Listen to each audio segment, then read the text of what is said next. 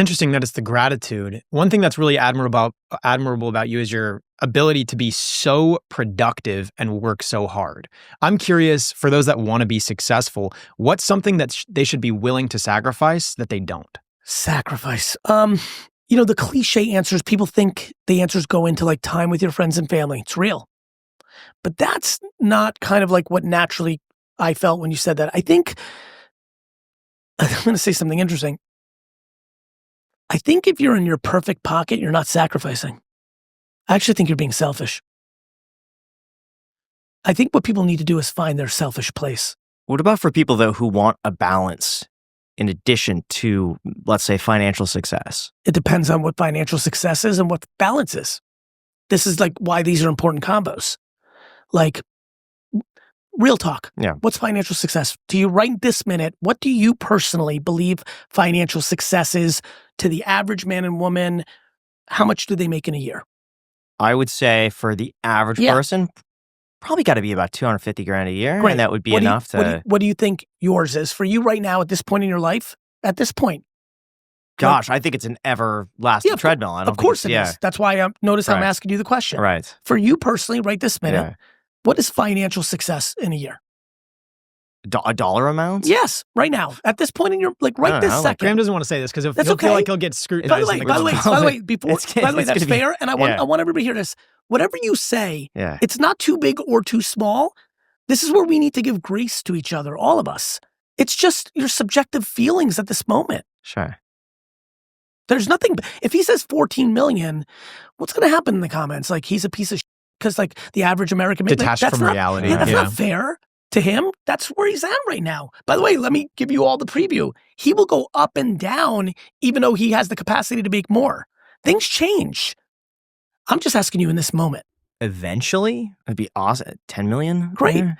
So to me, here's the question. Yeah. Next, what do you think the work-life balance is on, for you, balance on 10 million a year? It would probably be a constant 24-hour a day, 7-day a week thought struggle for me to just focus on one thing and do that nonstop. Do you want to do that? No. Okay, that's it. Like this, when you start breaking down these questions, like when you say 10, to me, the next question is like, why not 15? It just seems like an even round number. I appreciate it. I think that's right. The other question becomes like, what is balance? Like, you're married? Yes. Right. Are you? No. Right. Let's just go there. That's perfect. That worked out super well for me. Shit's different. You remember not being married? Yeah. Easier to put more into work? Sure. Real.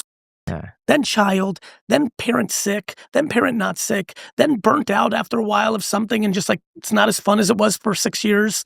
Like when I did Wine Library TV every day for 5 days a week, I loved it all the way until I didn't like it at all. You guys like this right now? I love it. Love it. I'll tell you, there's going to be a day where you don't. For real. That's okay. Sure. That's just human. So, to answer your question, brother, like, how does one balance it? By being the judge and jury of themselves. Like, whose standard of work-life balance am I supposed to achieve to? Or you? Or you? Whose definition of financial success am I supposed to? What is it? Is it your 250K for the average? Or is it the American average of 60, 70, 80K? 250K makes a lot of sense in San Francisco and New York and LA.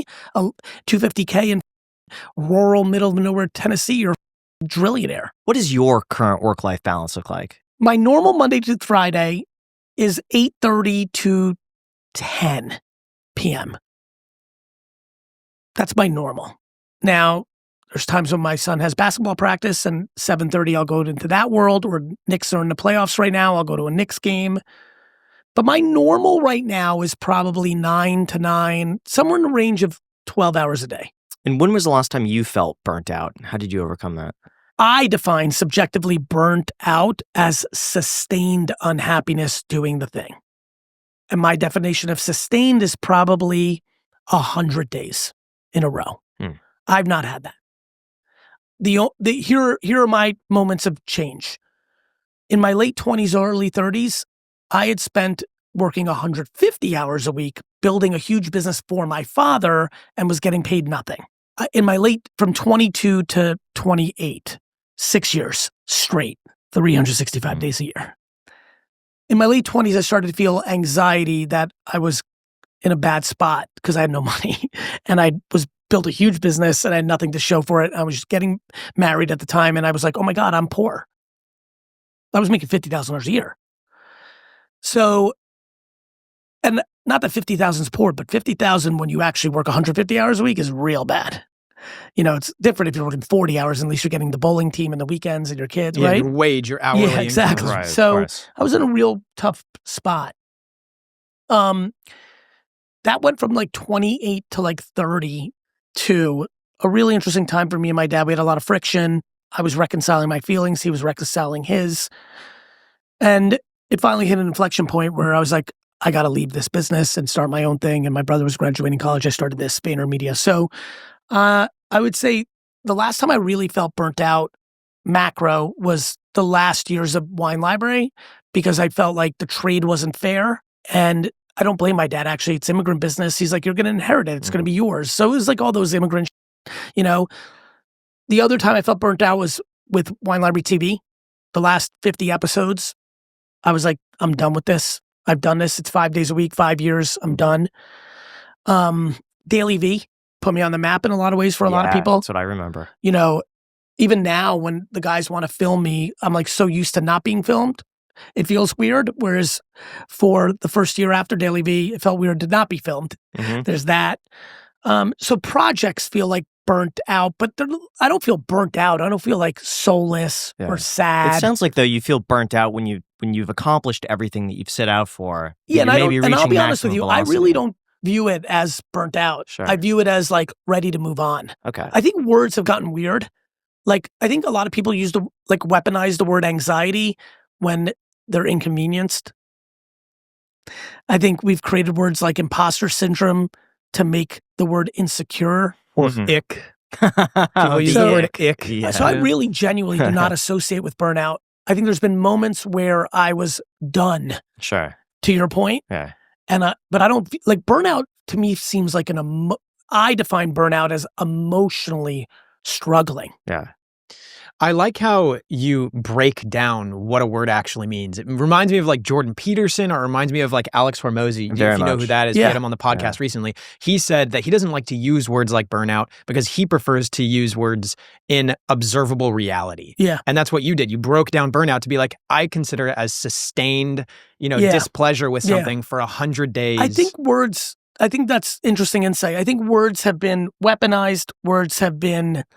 It's too ambiguous. It's subjective. But if you really break is. it down into something that's Yeah. observable, Yeah. then it actually is relatable. Speaking of words, a popular one lately is quiet quitting. Yeah. Do you feel like this is a way for people to support a healthy boundary?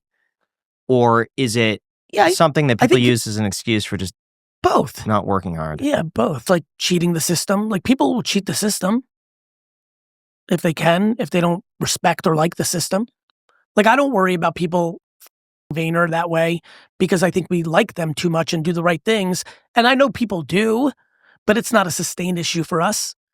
But I think another company that doesn't give a about their employees have it at scale because what you put in is what you get out. So do you think it's a problem with the employer in those Yes, situations, I not do. the employee? I do.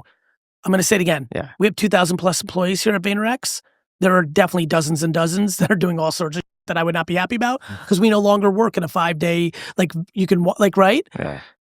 But I'm not crippled by it because it's inconceivable that it's at scale because we're too productive as an organization. And I just know what we do for our employees, which is we're not Mother Teresa, but we have humanity. I think if corporations had more humanity, they would win. What's a way that you would recommend they incentivize their employees to work harder? By reverse engineering them individually. Some employees want more money. Sure. Some people want a new title. Some people want more work-life balance. Some people want to work in a different department. We're in constant and I don't like saying but I'm going to say it because I dictate this from the top, more than even my direct reports and their direct reports. And now, as I keep putting more pressure on this, we do a pretty darn good job of being open for business for the other person because the more we make it awesome, the more they'll stay, the more retention I have, the faster I think we can go. I think business is like sports. I think speed matters. And how do you do that at scale with so many employees? Effort. Like It's just something I give a shit about. And for people, yeah, it's like you'll find this so interesting. Yeah. It's an interest. The reason I'm Please, double clicking is I want to bring value to the audience.